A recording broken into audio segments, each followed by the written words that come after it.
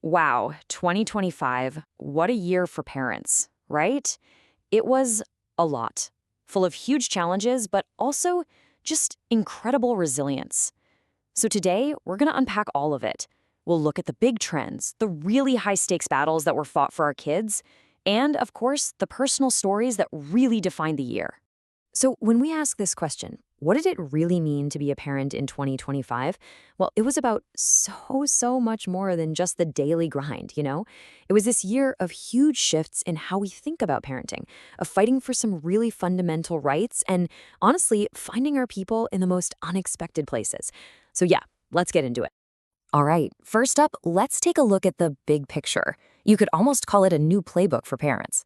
We're going to dive into the major trends that really shaped family life this year. You know, the stuff that changed the conversations we were having at the dinner table, and even the goals we were setting for our kids, and for ourselves too. So if you look across the board in 2025, you can see this really clear shift, right? A move toward a more connected, more conscious way of parenting. The focus really moved toward emotional intelligence, building stronger communities with things like parenting pods, and even using tech like AI as a kind of a surprising new assistant.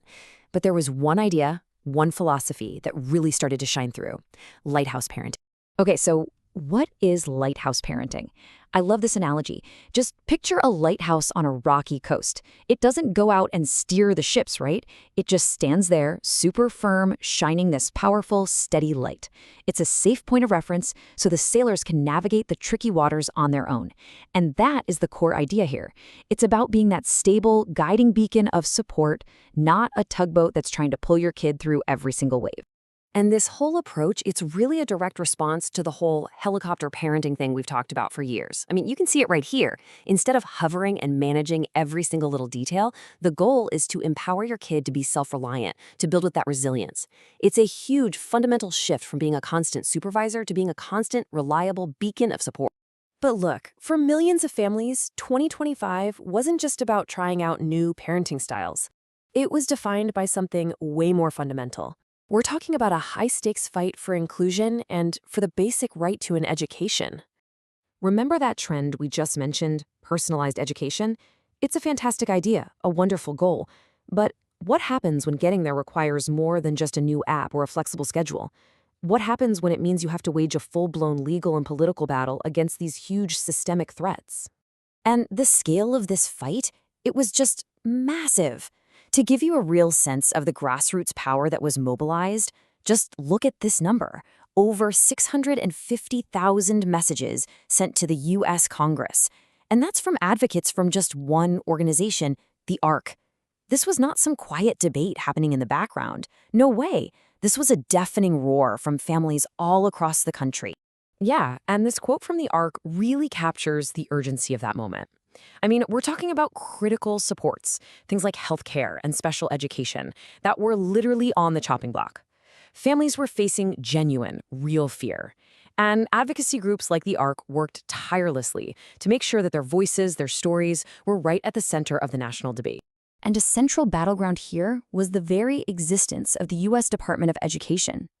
The ARC actually joined a major lawsuit to stop it from being dismantled. Their argument was pretty simple. Getting rid of it would rip away the entire federal safety net that makes sure students with disabilities get the education they are guaranteed by law. So what was really at stake here? Well, we're talking about critical offices like the Office of Special Education, or OSES, and the Office for Civil Rights, OCR. These aren't just acronyms, they're the actual backbone of federal enforcement.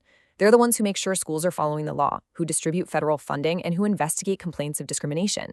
Without them, the promise of that landmark law, the Individuals with Disabilities Education Act, idea, it's just words on a piece of paper. But here's the thing. This fight, it's leading to real measurable progress. This right here, this number, is what hope looks like in data form. In Washington state, 2/3 of students with disabilities are now spending most of their day, like 80 to 100% of it, in general ed classrooms. That is a nearly 10-point jump since just 2018. It just goes to show you, advocacy works. Inclusion isn't just a fuzzy goal, it is actually becoming a reality. Okay, so let's bring this all back down to earth for a minute, because behind every single policy debate, behind every statistic, there are real families. So now we're going to hear from the front lines, the raw, unfiltered stories of what their lives were really like in 2025. Just listen to this. This is from a dad on Reddit, and it just captures that intense burnout so many parents felt, especially over the holidays, when schools were closed and supports were limited. It just creates a breaking point. It's that feeling of being completely, utterly flattened. And then there's this. The pain here is different, but just as real. It's the absolute heartbreak of watching your child, who doesn't even know he's different, face social cruelty for the very first time. And this parent's question, my goodness, it's one that echoes in the minds of so many. How do you prepare your child for a world that isn't always kind? And this story, this one just highlights the profound frustration of trying to navigate broken systems. This person did everything they were supposed to do. They even paid thousands for a lawyer to get the state of Georgia to become the legal guardian for their aunt. And yet, 2 months later, they were still the only caregiver, just hanging on by a thread with absolutely no support in sight. But out of all that frustration, you see this incredible resourcefulness. I mean, this is brilliant. Amidst all the struggle, parents found new tools. This user shared a tip.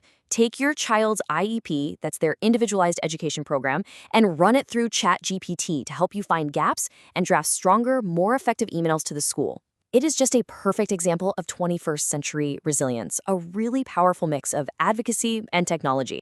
So, after a year of such intense struggle, but also incredible strength, where does that leave us? Let's take a look at the road ahead to 2026. And let's try to do it not with just exhaustion, but with a really clear view of what we've all accomplished and what's coming next. Remember that dad who felt so flattened by the holidays? He summed up how so many are feeling with this simple, really poignant phrase, limping into 2026. And we have to acknowledge that. That weariness is so real. But you know what? That is not the end of the story. So what are the big takeaways we should carry forward with us? Well, I think 2025 taught us that advocacy is a marathon, for sure, not a sprint.